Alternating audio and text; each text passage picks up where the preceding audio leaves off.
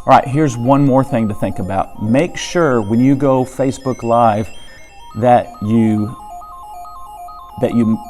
when you're turning on Facebook Live, make sure you turn your phone. Make sure you turn your phone so that it's in the horizontal mode, not the vertical mode. When you are on, at least this is true with an iPhone, I suspect it's the same with other phones. When you go into Facebook, let me go ahead and click on the icon here. It's always usually horizontal. So here's a little video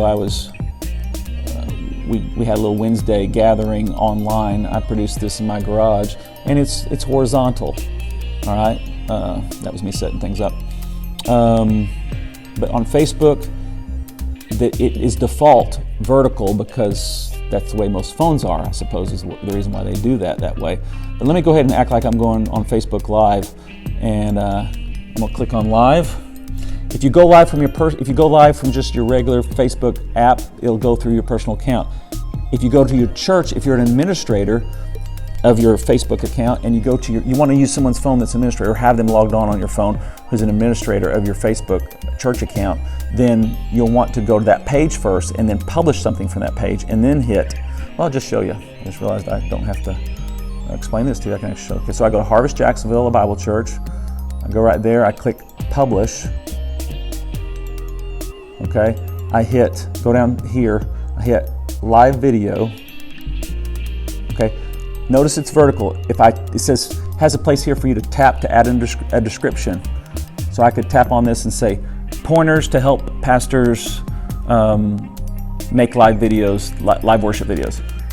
If I click on that and start to type, notice I'm in the vertical mode. You don't want that because you'll be published that way. So let me show you what you got. You got to turn the phone. There you go. You want it in that mode. Now watch. If I tap to add a description, now the keyboard's like this. That shows me I'm horizontal now. Now I can safely type in the description, hit done once you've typed it in, and then boom, you click live, and you'll go live. Pretty simple. So make sure you're in horizontal, not, watch this. Well, it's now in that mode. Oh, there we go. Okay, there's horizontal. You don't want that. You want that. Okay? An important point.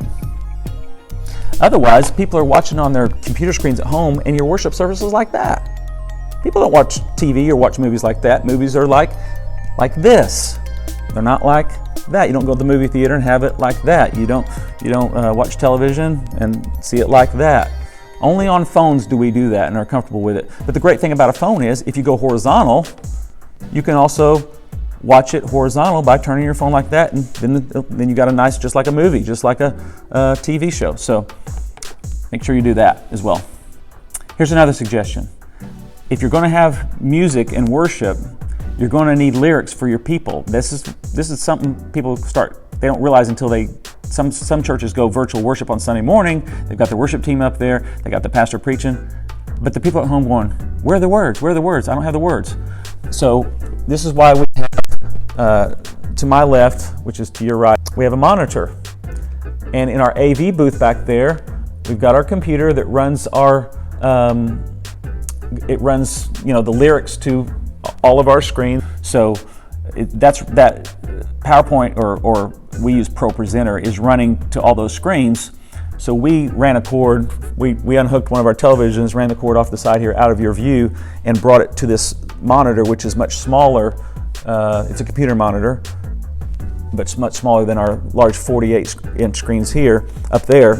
And it's right to my left, it's right beside me. In fact, I had to kind of discipline. I move my hands a lot when I preach, and I had to kind of think through Sunday morning, make sure I didn't hit this thing. So we had the screens. The person who switches our slides on our screens on Sunday morning for everyone to know the words for the singing, they also, they were here this past Sunday morning for our virtual service, and here's where all the lyrics were. We had one of our worship team members stand right here and lead the worship. We didn't have our whole team. We used our background tracks instead of a live band. Now you might be able to do a live band and all that stuff, but this is what we did for simplicity's sake and not gathering a bunch of people. We had only 7 people here on Sunday morning, and we could have done it with only two people in the AV, one person here to make sure everything's camera, helping out with that, a worship person. We could have done it with a pastor. We could have done it with 4 or 5, really. And you can do it with only 4 or 5. You can even do it with less, maybe, if you got somebody who's able to do both the sound and the visual, the audio and the visual. So that was really, it worked out well for us. It also served as an opportunity for me, for my message, for my points to be up there, and I had a couple of visual illustrations that would have been on all the screens, but here it was so the people at home could see them as well. And I would just turn and refer to it very naturally. So that's something to do as well. I like having the cross framed in the frame as well. Just something for you to think about. So think about what it looks like, how it's going to come across. And again, the image you have is coming up at this angle, whereas it was more straight ahead at me. You can go to our Harvest Jacksonville Bible Church Facebook page, and you can watch our this past Sunday morning's worship service, along with some of the other videos I'm trying to produce from my garage as we move into this quarantine mode. Final thing is, if you have a CCLI license to display lyrics on the screen, your license may or may not also have the additional licensing for broadcasting. Let me explain. When you pay your annual fee to CCLI to be able to display lyrics on your screens or print them in your bulletin or worship guide, you're paying an annual fee, so it's legal. Many churches don't know that you also have to have an additional licensing on top of that license in order to go beyond your 4 walls. So if you do Facebook Live every Sunday, if you put your church worship service on Vimeo for anyone to watch, or YouTube for anyone to watch, or if you have something streamed through your church website where you can stream it through the website so anybody who's sick home or on vacation can watch, you have to have that additional licensing. So you can go on the CCLI webpage and figure out how to do that. This price, reasonably based on the size of your church. If you're a small church of 100 people less, it's going to run you about $60, I think. $200. It goes up a little bit more based on the size of your church, but it is being legal, so that's something else you need to think about. All right, there you go. I hope that helps you. I want to get this out as fast as possible and help out any pastors. Here it is Thursday before Sunday. Maybe this will be a help, and maybe just week by week you can tweak and add a little bit more and watch and see how you can improve this. So it'll be what you want to do is have something that is not a distraction to your people. You want something that is engaging with them. If you want to check out my videos, you can go back. You can go to a YouTube channel. Look, I don't remember exactly what the title of my YouTube page is, but if you just search in YouTube under Pastor Brett, and then maybe put the words Tribute Mom. My latest video was a tribute to my late mother that I published recently, so that would be the most recent one. That'll take you to it. You can click on Pastor Brett under that, and it'll take you to my page with all my videos I've made and published on YouTube. Those are all devotional videos. If you go to our Facebook church page, you'll see what we've been doing. Most recent worship service from this past Sunday, you can watch and see how the execution came through with everything I've just taught you about what we've done here on our platform. So hope that's a help to you. If you got any questions, you can email me at brett@harvestjacksonville.org. That's Brett, B-R-E-T-T, @harvestjacksonville.org. And I'd love to be able to help you in any way I can. God bless. If you like this video, please share it and also subscribe. Thanks.